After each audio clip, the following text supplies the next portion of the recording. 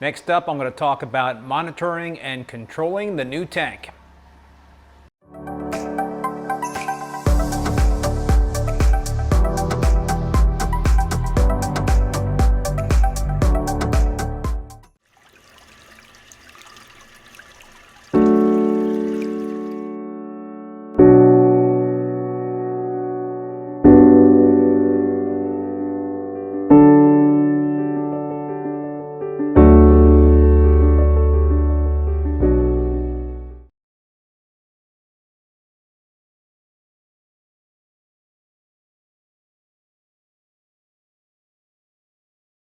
So I have always tried to stay away from too much automation with my tanks since I don't like to have too many moving parts.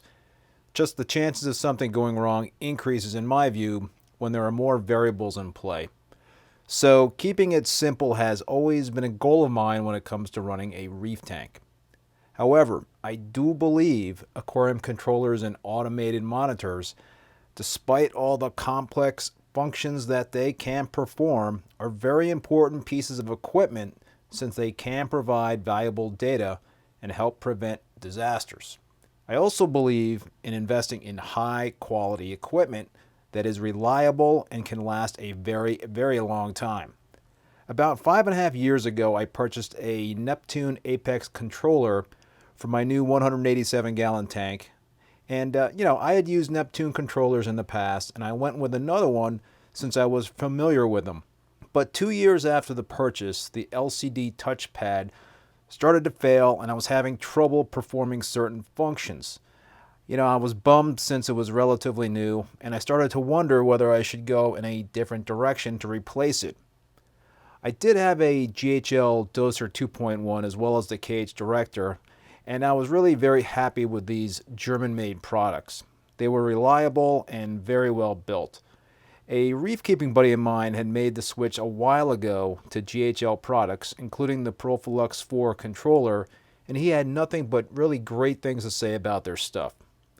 So, based on my experience with GHL products and my buddy's input, I decided to go all in with GHL and go with the P4. It also made sense since I already had a GHL Doser and the KHD, so those could be integrated with the P4. Now, there certainly was a learning curve making the switch from Apex to the Profilux, but in the end it was definitely worth the extra work. I did find it easier to program the P4 since it had drop-down menus and checkboxes versus the coding needed to program the Apex. The P4 was pretty intuitive in this regard, so it made the transition easier. Okay, so with that background, let's get into my plans for using the Profilux and other monitors and controllers for this new tank build. Let's start with the P4. My P4 Megaset has 4 probes that monitor pH, temperature, conductivity, and redox. For pH, temperature, and conductivity, I plan to set up alarms to alert me if any of these parameters stray off course. I have never worried about monitoring redox, but that might change in the future. Another thing I plan to do is add these 2 water sensors to the P4 to alert me via text and email if water is detected on the floor near the sump. I will be attaching them to this leakage interface, which will be connected to the P4. I have this set up on the P4 I use to control my 187-gallon tank, and it really does provide great peace of mind. To prevent my skimmer cup from overflowing, I did program the P4 to delay the start of my skimmer pump by 5 minutes when a power outage is detected. To further ensure against overflows, I installed this do-it-yourself float switch that will turn off the skimmer pump via the P4 when the cup is full. Besides the float switch, I needed to install this breakout board as well as an expansion card inside the P4. GHL expansion cards are really cool because they allow you to increase the P4's functionality to fit specific needs.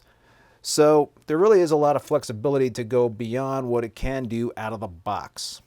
A second expansion card I added was for an additional pH probe, which monitors the pH inside my Reef Octopus calcium reactor. This will allow the P4 to shut off the CO2 if the pH inside the reactor gets too low. This will not only prevent the media from melting due to low pH, but it will also prevent a potential disaster if my regulator malfunctions and dumps a bunch of CO2 into my tank. A third expansion card is being used to wirelessly control my Mitra's light fixtures via the P4. Okay, let's move on to monitoring and controlling other parameters not directly measured by the P4. I do have the KH director up and running, and right now I have it set to measure the DKH 1 time per day. I will likely increase the measurement frequency if I end up using the adaptive control feature. This automated function is really great since the KHD can be used to adjust DKH levels up or down whether you are using either 2-part or a calcium reactor. The final thing I want to touch on is GHL's Ion Director. The soon-to-be released Ion Director will provide lab-grade measurements for calcium, magnesium, potassium, sodium, and nitrate, and yeah, I have a spot for it right here. The IND has a multi-ion sensor and requires no reagents, so that's pretty cool. Similar to the KHD, the IND will be able to automatically control parameters and keep them stable. For example, the IND will be able to maintain a target level of magnesium if it is being added by a GHL Doser 2.1. So that is my plan of attack in terms of monitoring and controlling this new tank. Anyway, many thanks for watching.